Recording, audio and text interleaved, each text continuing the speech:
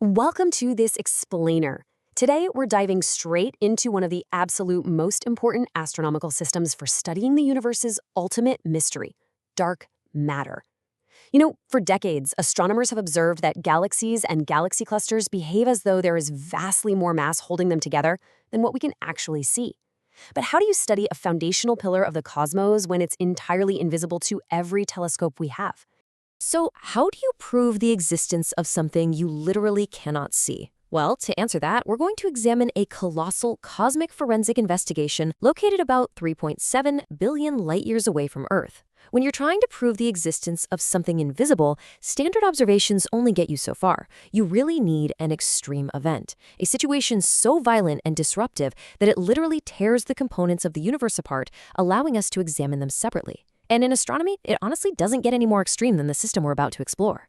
The system in question is 1E065-56, though pretty much everyone just calls it the bullet cluster. It's basically a massive cosmic laboratory, and it was formed by the most energetic event known in the universe since the Big Bang, a direct collision of two massive galaxy clusters. We're looking at a huge, scattered debris field containing hundreds of galaxies, where a larger main cluster was essentially T-boned by a slightly smaller, tightly packed subcluster. About 4 billion years ago, these two massive clusters smashed into each other at mind-boggling speeds of up to 4,700 kilometers per second. I mean, just think about that scale for a second.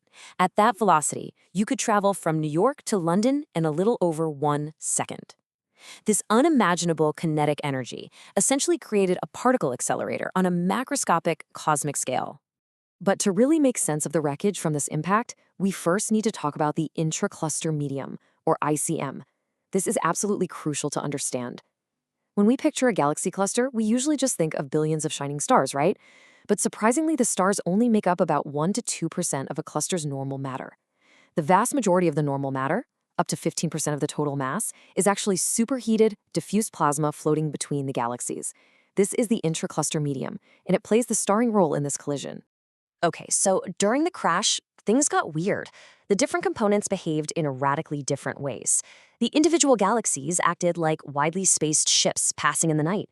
Because the distance between individual stars is just so incredibly vast, the galaxies essentially passed right through each other, completely collisionless. But that massive intracluster gas, it acted entirely differently. The gas clouds from both clusters slammed into each other like colossal water balloons, experiencing intense friction and drag. What's really fascinating here is that, theoretically, before the impact, everything, the galaxies, the plasma, any invisible dark matter, it's all sitting in the exact same place. In a normal resting cluster, gravity pulls everything into the same central gravity well. And because all that mass is stacked right on top of itself, it is completely impossible to tell whether the gravitational pull of the cluster is coming from the visible gas, the stars, or an invisible halo of dark matter. But a collision of this magnitude changes the whole game.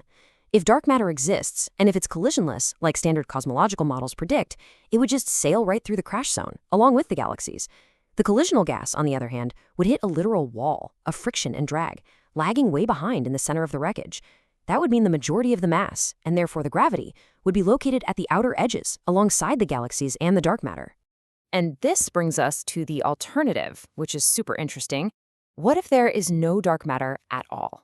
Theories like modified Newtonian dynamics, or MOND, suggest that the missing gravity in the universe isn't a new particle, but rather just a misunderstanding of how gravity works at incredibly large scales. If that's true, then the majority of the true mass in this system is just the visible matter. And since that intracluster gas makes up most of the visible matter, the strongest gravitational pull should remain firmly centered right on those gas clouds left in the middle. So here is the absolute crucial point. This collision handed us a cosmic blank slate.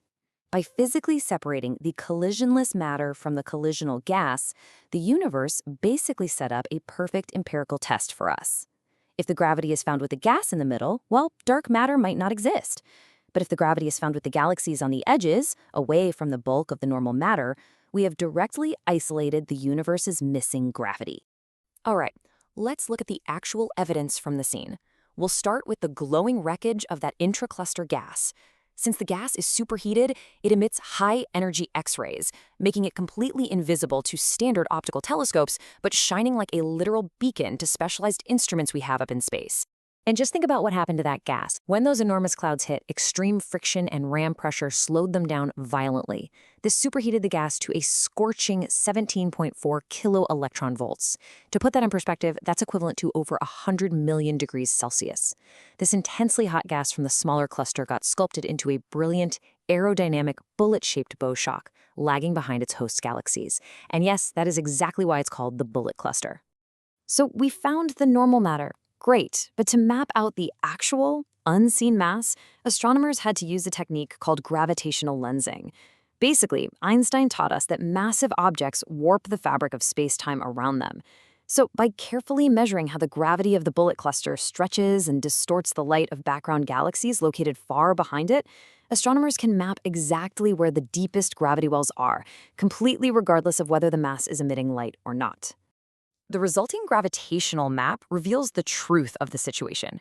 The true centers of mass are located far ahead of the hot gas, sitting perfectly aligned with those collisionless galaxies. The map proves, beyond a doubt, that the vast majority of the mass in the system sailed right through the collision without slowing down at all. When you compare the location of the gas to the location of the mass, you get your smoking gun. We are looking at a staggering 8 sigma spatial offset. That is a level of statistical certainty that leaves basically zero doubt. It completely decouples the baryonic gas, which again is the vast majority of the normal matter, from the total mass of the system. The gravity is simply not where the normal matter is. This is widely considered a direct, empirical proof that the majority of the matter in the system is unseen, collisionless dark matter. This physical decoupling is absolutely monumental.